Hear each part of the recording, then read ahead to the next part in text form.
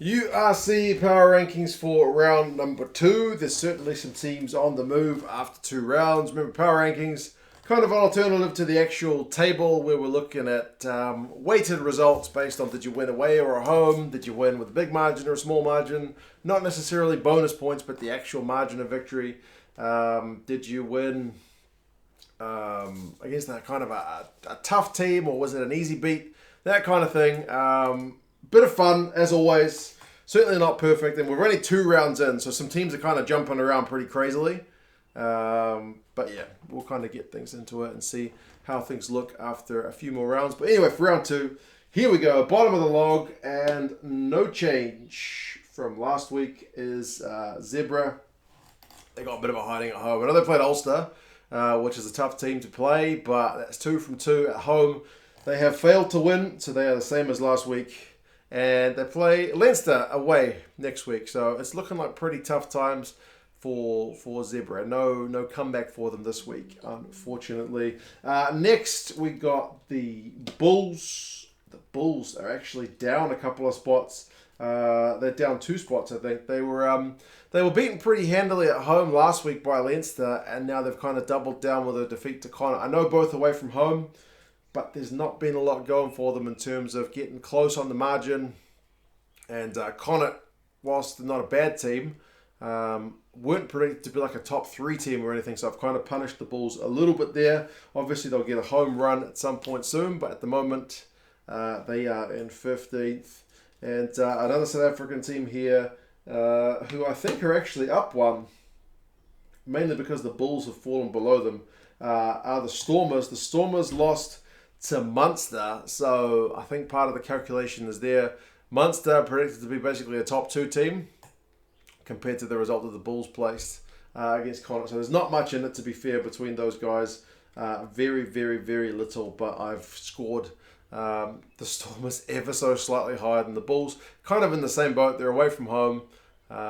We hope that things will kind of turn around for them once they get back home, because so far away wins have been pretty hard to come by.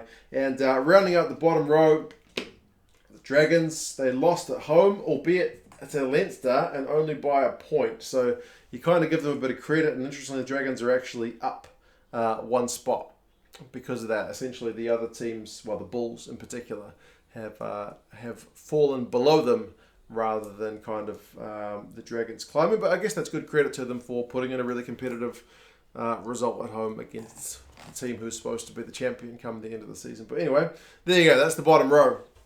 Next row, we've got the Sharks here in number 12. So they're not quite the top ranked South African team, but they also are none from 2. Funnily enough, all the teams that are none from 2 are the ones that are kind of rounding out the bottom end of the power rankings, which I guess makes sense. They lost 35-24 against Glasgow, which is a pretty comfortable loss without being an absolute hiding. So slight credit to them there for at least putting in a fairly competitive result. But they're in the same spot they were last week. They're none from 2. And they are away, of course, because they're all away. They're away to Ospreys next week. So we'll see if they can challenge there to hopefully move their way up. Last South African team is the Lions. Now, the Lions do have a 1-1 record, which is better than every team I've got below them. But what I'm basically saying is here, the team they beat was Zebre, who are essentially the worst ranked team.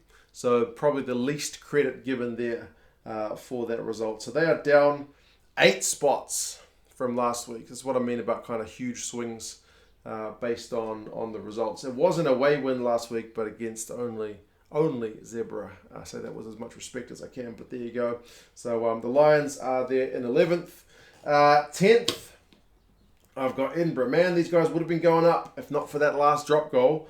But Edinburgh are down 2 spots after that loss to Benetton. It was only a 1-point loss, and it was away from home, so they haven't kind of lost a heap of points on the old power rankings, but they have lost a few. So there you go. It's a tough one to take for them, but in terms of losses, it wasn't too bad. And I think I'm going to ignore.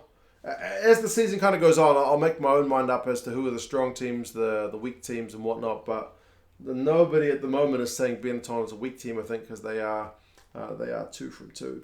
Cardiff round out this row here. They lost their first game after opening the competition with a home win to Connacht. They've lost away to Ospreys, so it kind of cancels out. I think their win was pretty similar to their loss in that it wasn't a big old hiding. It was a pretty hard-fought game. This one was away, that one was at home, so they kind of break even over the course of 2 rounds, so hence kind of a mid-table spot for them.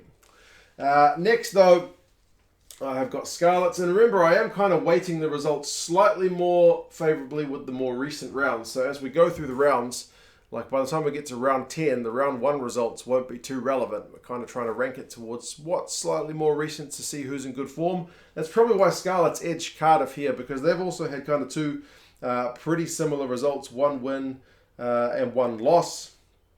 Their win was over the Lions. It was at home. It was a pretty big win, although the Lions aren't kind of a hugely favoured team, so I've not given them a heap of credit for it. But there you go. It's a win, so they are 1-1.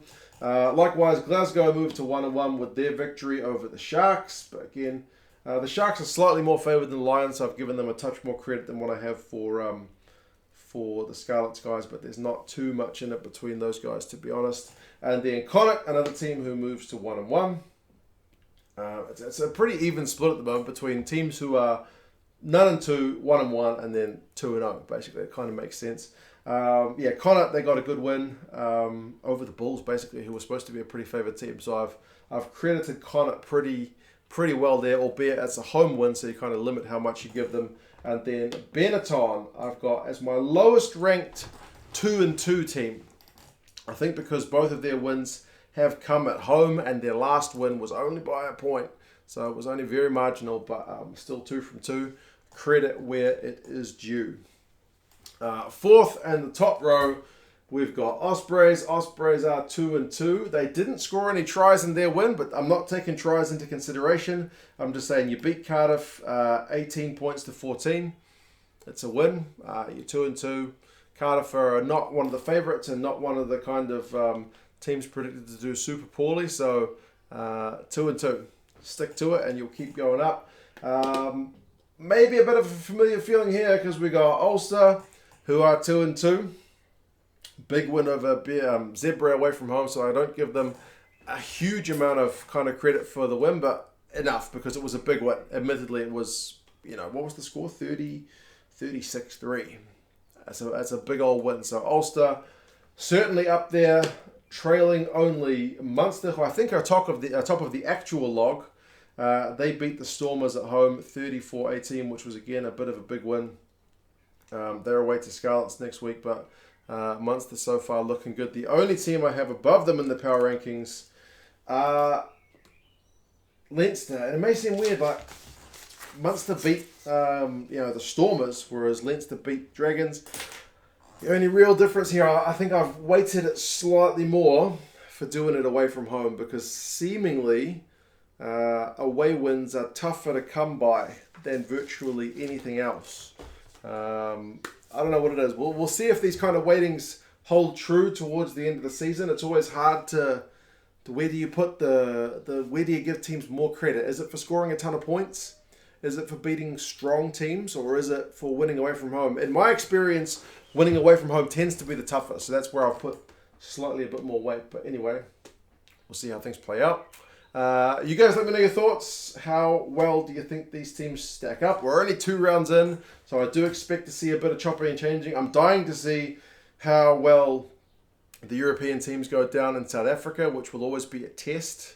I know for Kiwi teams over in South Africa, it was always a big shift and could be pretty unpredictable. Sometimes you'd go in to the bottom ranked South African team and get beaten, and you could sometimes win against the top one. It was a bit of a mixed bag. But anyway, you guys let me know your thoughts, and I'll talk to you guys again soon. See you later.